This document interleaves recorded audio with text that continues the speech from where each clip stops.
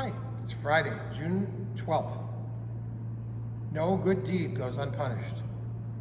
Elijah, after having been a faithful prophet to God, leveling false prophets, now hides in a cave for fear of his own life. Queen Jezebel has promised to kill him in retaliation for the death of her prophets. We may look for God in grand ways, in powerful, grandiose ways, but Elijah was to find that God would not be in the strong and heavy winds, that he would not be in the earthquake, not in the fire.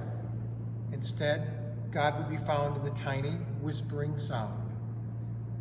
How good it is to know, even now, that just to be in the presence of that tiny, whispering sound is comforting. It is there we find peace, we find our center, we find where God dwells. The gospel, asking us to stay the course and avoid sin at all cost, provides some vivid examples of the lengths we could go to in avoiding that which leads us astray. But they are given as such vivid and graphic examples to remind us that it's not easy to remain on the path of goodness and righteousness.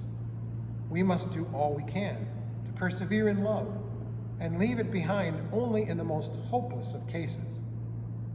The stark realities of life must be met with the steadfast love that conquers all.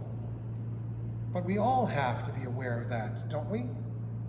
For if it is truly a way to have a chance at working this incredible and wholly sanctifying love in our lives, which we have possession of, we must truly let it occupy our whole being. It is possible that God's love can transform us in that way so that we can actually be driven by it, that aware of it, that grateful for it.